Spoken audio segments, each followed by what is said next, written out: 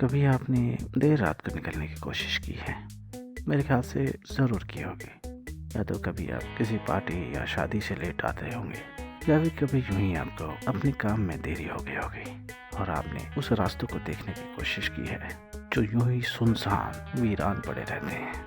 कभी आप अपने घर से भी निकल के रात को टहलने की कोशिश करें तो देखेंगे कि हर तरफ आपको एक सुकून नजर आएगा। और ये सुकून कब नजर आता है? जब आसपास कोई नहीं होता, जब सब लोग अपने घरों में सो रहे होते हैं और उस सड़क पे, उस रास्ते पे या जहाँ पे भी आप कहीं पे हैं, सिर्फ आप और ये सूनापन आपको एक अलग तरीके का सुकून देता है। आपको अलग तरीके से यह एहसास दिलाता है कि जब लोग नहीं होते, आसपास परेशानियां नहीं होती, आसपास किसी भी तरीके का कोई शोर नहीं होता, आसपास किसी भी तरीके की चहल पहल नहीं होती, तो कितना अच्छा लगता है। अगर आपके साथ कोई साथ होता है तब भी आपको इस तरीके की चीज़ों का पता नहीं लगता, क्योंकि जब भी आप किसी के साथ चल रहे होते हैं तो आप उस इंसान से या तो बात कर रहे होते हैं या उसे देख रहे होते हैं। और जब भी आप किसी इंसान के साथ जुड़े हुए होते हैं तो आपको आसपास की चीज़ों का पता नहीं चलता। अगर कभी आप शतरंज खेलने की कोशिश करेंगे तो आपको पता लगेगा कि जब भी आप शतरंज खेल रहे होते हैं, उनके पासों को इधर से उधर कर रहे होते हैं, आप नई नई तरकीबें सोच रहे होते हैं कि किस तरह से आप बचा जाए या किस तरह से जो आपके साथ खेल रहा है उसको हराया जाए।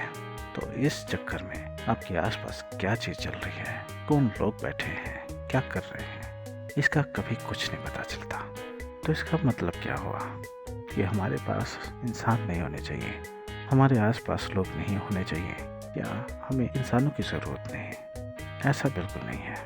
हमें इंसानों की ज़रूरत होती है। हमें ज़िंदगी में हर उस चीज़ की ज़रूरत होती है जो हमारे पास है या जो नहीं भी है, उसकी भी ज़रूरत हम कभी कभी महसूस करने लगते हैं।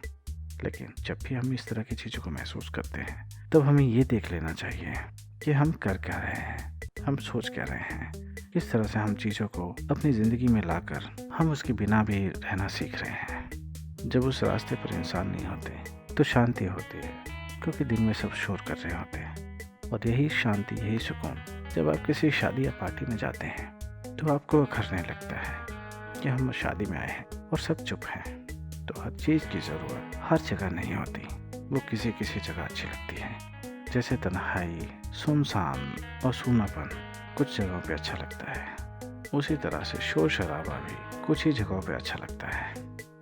अब शादी पार्टी हो तो शोर अच्छा लगता है, अगर किसी की मैयत में गए हों तो वहाँ पे शांति ही अच्छी लगेगी, या फिर जब आप खुद के साथ अकेले बैठे हों तब शांति अच्छी लगेगी। और ये शांति जब आप देर रात को अकेले आने होते हैं तब भी होती है। तो देर रात का अकेले आना सही है या नहीं, वो आप देखिए।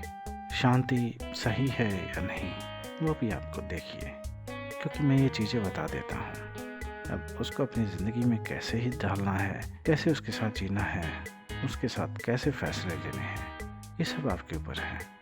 मैं चीज़ों को आपके सामने पेश कर देता हूँ। अब ये आपकी समझदारी है कि उसके साथ कैसे पेश आ जाए, क्योंकि अगर मेरे किसी फैसले से आपको कोई नुकसान हुआ तो आप चीखने चिल्लाने लगेंगे, आपको गुस्सा आएगा, क्योंकि आपके अंदर इतनी समझदारी नहीं है जैसे उस इंसान के अंदर थी कि जब वो इंसान किसी के घर में गया और उसके कदम पड़ते ही जो बच्चा पैदा हुआ वो लड़का निकला, और लोगों को लगा कि इसके कदम शुभ हैं क्योंकि इसके आने से लड़का पैदा हुआ। अरे भैया, लड़का तो वो पहले ही था, उसके आने और ना आने से क्या फ़र्क पड़ता था। लेकिन नहीं, आपको तो ये बात मानने पे ही मज़ा आता है। और जब आपको ये बात मानने पे मज़ा आ रहा है तो मानते रहिए, आपको रोकने वाला कोई नहीं है। ये बात मैंने किसी पुराने वीडियो में कही है, तो अगर आप मेरी बातों को सुनते होंगे तो ये सारी बातें आपको समझ में आएंगी, क्योंकि मेरी बातें जल्दी किसी के समझ में नहीं आती। उसे समझने के लिए सारी कड़ियाँ आपको एक साथ जोड़नी पड़ेंगी, वही जिगसॉ पजल की तरह,